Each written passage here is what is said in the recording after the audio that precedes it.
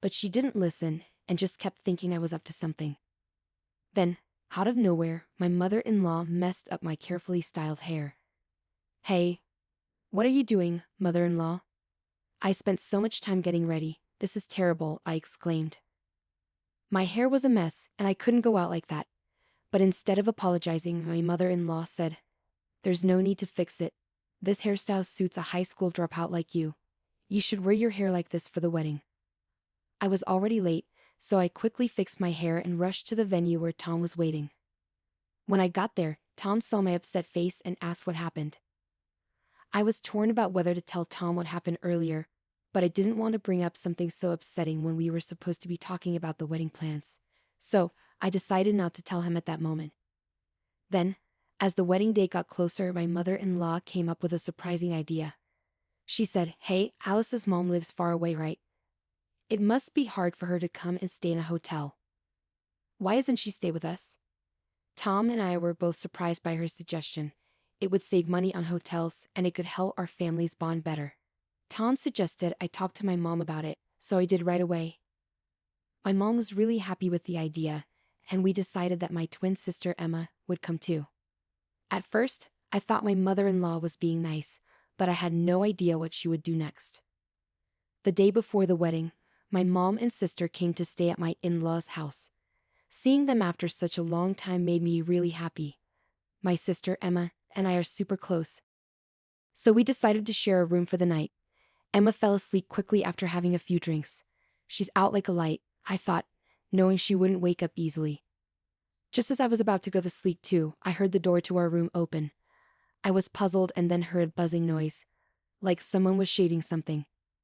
"Now you won't be able to go to the ceremony tomorrow, will you? No need for hair for a girl who didn't finish middle school," I heard my mother-in-law say. I was shocked and turned on the lights. "Mother-in-law, what are you doing?" I exclaimed. The person in the bed suddenly sat up, surprising my mother-in-law too. "Huh, mother-in-law, you're Alice, right?" she said, confused. She had mistaken me for Emma. "That's not my hair. We're twins, and our faces really look alike," I explained. It turned out that it wasn't me whose hair got shaved, it was my sister Emma. "What? How could this happen? It was supposed to be Alice," my mother-in-law exclaimed, clearly shocked. But Emma was still fast asleep, probably due to the drinks she had. When she wakes up and realizes her hair is gone, she'll be really mad. Emma's not one to hold back her feelings, so I knew she'd be furious. "I can't cover for you on this, mother-in-law," I told her, feeling guilty. She probably left the room feeling uneasy. The next morning, Emma saw herself in the mirror and freaked out. She was furious about being bald. Our mom was there too and couldn't help but cry in shock. Tom was disturbed too, saying, "This is terrible. Who would do such a thing?" So, I decided to tell everyone what happened the day before. I was curious to see how my mother-in-law would react this morning, but she wasn't around. My father-in-law said she went for an early walk and hadn't come back yet. I started worrying that she might have run away, so I told her relatives everything and went to look for her. About 30 minutes later, a relative called me to say they found her at a nearby convenience store, so my father-in-law went there. My mother-in-law came back home with a bunch of excuses, unaware that she was being searched for. When she got home, she immediately said, "I didn't do anything wrong. It's all Alice's fault." Alice used the clippers on her own and shaved Emma's hair while she was sleeping next to her. I told everyone, shocked that she was trying to blame me. "Don't be absurd. I didn't do anything. Weren't you the one who entered the room yesterday? It's ridiculous that you're still lying about it," I snapped, feeling frustrated by her denial. But my mother-in-law kept denying her involvement. Then my father-in-law seemed to recall something. He went outside and returned with something in his hand. "Alice, is this the clipper?" he asked, holding it out to me. When I looked at the clipper, I instantly recognized it as the one my mother-in-law used last night to shave off Emma's hair. "That's it. That's the clipper." "But where did you find it?" I asked, feeling confused. "It seems this clipper originally belonged to your father-in-law. He's always been particular about his appearance and carried grooming tools with him.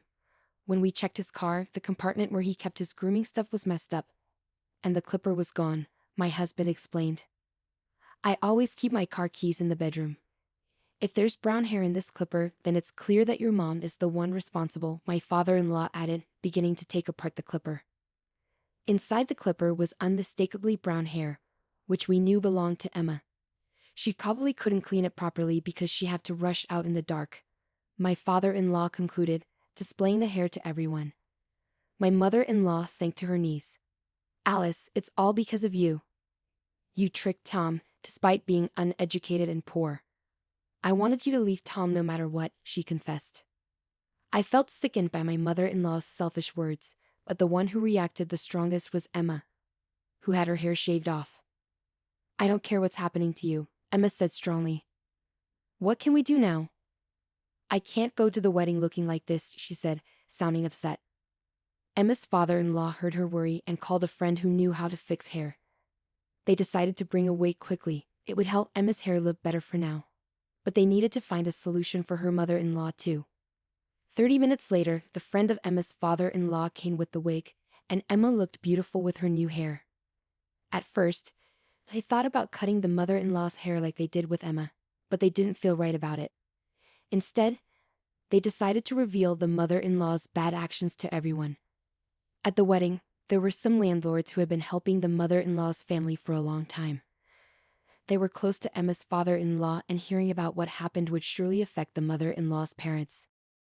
The landlords had been giving them a discount on their rent, but they might stop helping them once they found out about the mother-in-law's behavior. They might even make things worse by increasing the rent or making them leave the apartment. The mother-in-law's parents were poor and depended on this help. If they were forced to leave their apartment, they would have to stay with the mother-in-law. But from what Tom had said before, it seemed like the mother-in-law didn't get along with her parents and wouldn't want to take care of them. Living with her parents would be very difficult for the mother-in-law. Please wait, I'll be in big trouble if you do that. I'm really sorry, it was my fault. I got carried away and did something wrong. I'm sorry, Emma. I'll compensate you for the damage, so please forgive me. The mother-in-law kept apologizing over and over again, bowing down on the floor.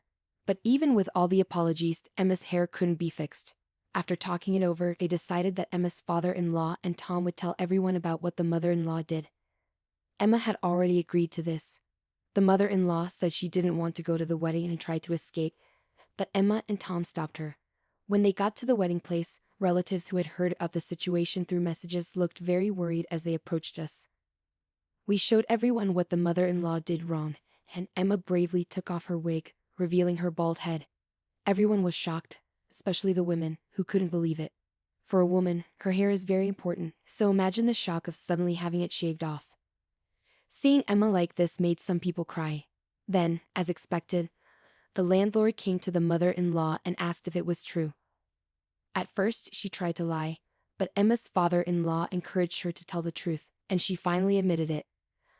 The landlord was furious and also scolded the mother-in-law. After that, the mother-in-law looked sad during the rest of the ceremony, which was unusual for her.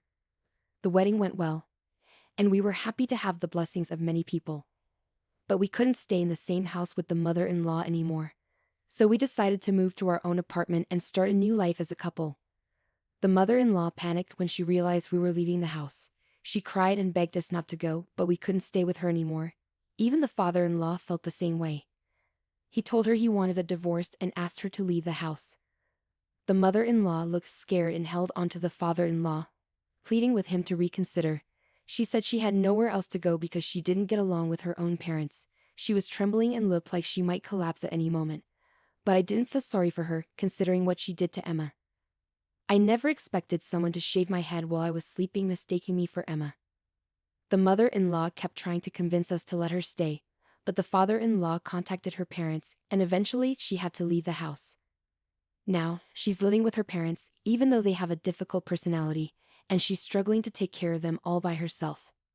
The mother-in-law kept calling us, wanting to start over, but we didn't want to live with her again, so we blocked her calls.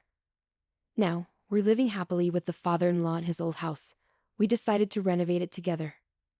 The father-in-law built his dream study, Tom set up a display area for his model figures, and I installed a modern kitchen. We also made a room for the child we plan to have in the future. Now, the three of us are living comfortably. Emma's hair, which was shaved off before, has grown back short and looks great. Her friends love her new look. She jokes about what happened, which sometimes makes me feel conflicted. Emma visits us for sleepovers sometimes, and I always look forward to that. Even though there might be challenges ahead, I believe we can overcome them together.